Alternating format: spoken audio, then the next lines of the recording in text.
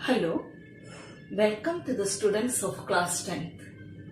I am Elsie Madam, dealing the subject Social Science. Today is our fourth day. Yesterday we started chapter 4 of Economics, Globalization and the Indian Economy. Yesterday we had completed 3 points of same chapter. First one, production across countries, interlinking production across countries, foreign trade and integration of markets. I hope that all the points were clear for you. Today I am going to start with this point. What is globalization? What is globalization? In the past 2 to 3 decades, more and more MNCs have been looking for locations around the world which would be cheap for their productions. In the last class, I already told you MNCs were set up where the things are available at a cheaper rate.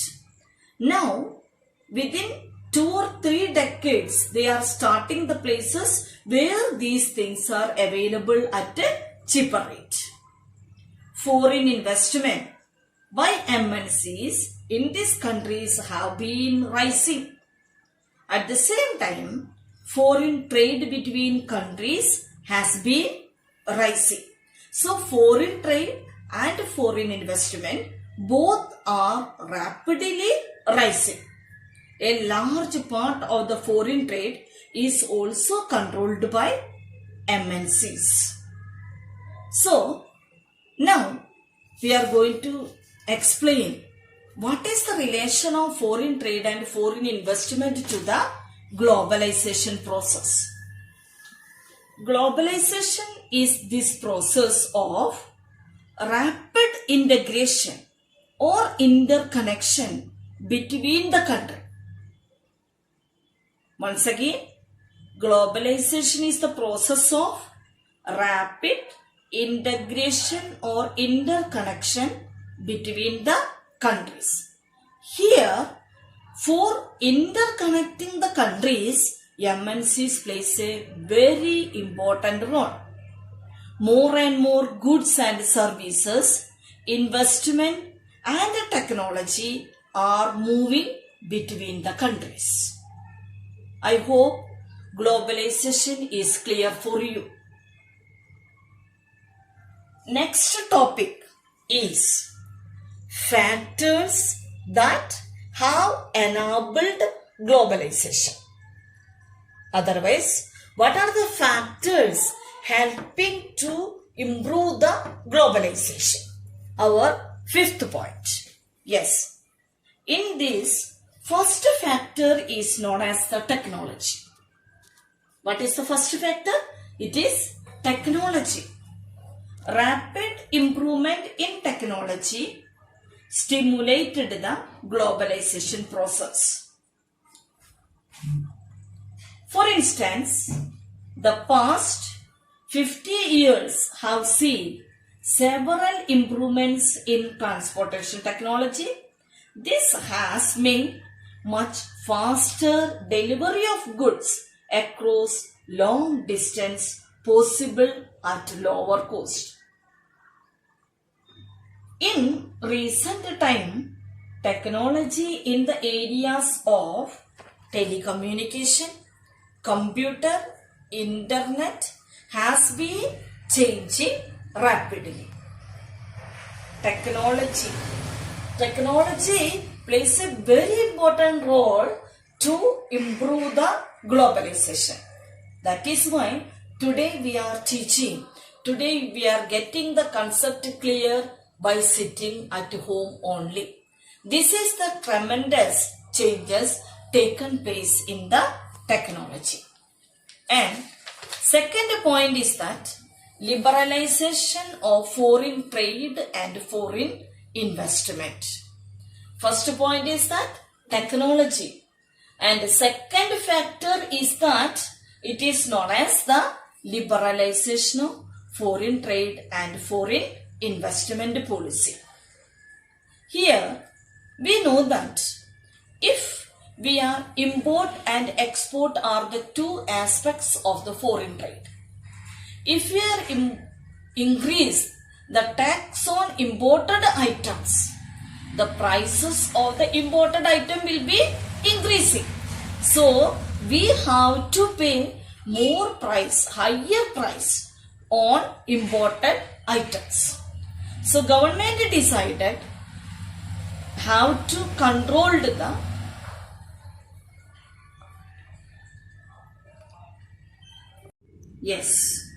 first factor technology, and the second factor liberalization of foreign trade and foreign investment. We know that trade means import and export are the two factors that influences the trade.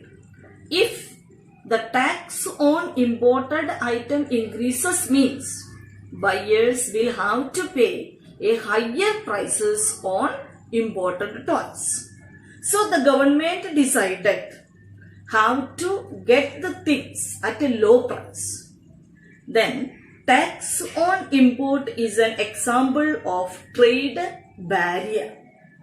So the question increasing, why government decided to increase the tax barrier?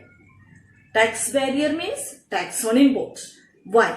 Because some restrictions has been set up. Government can use trade barriers to increase or decrease foreign trade and to decide what kind of goods and how much each should come into the country. If there is no restrictions on the imported items, we will import more articles. So the government introduced the trade barrier. Indian government after independence had put barriers to foreign trade and foreign investment. This was considered necessary to protect the producers within our country from foreign competition. Why the government introduced the tax barrier? Because to protect the Indian producers.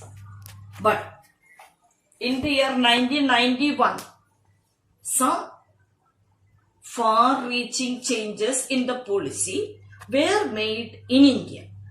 The government decided at the time that it had come for Indian producers to compete with the producers around the globe.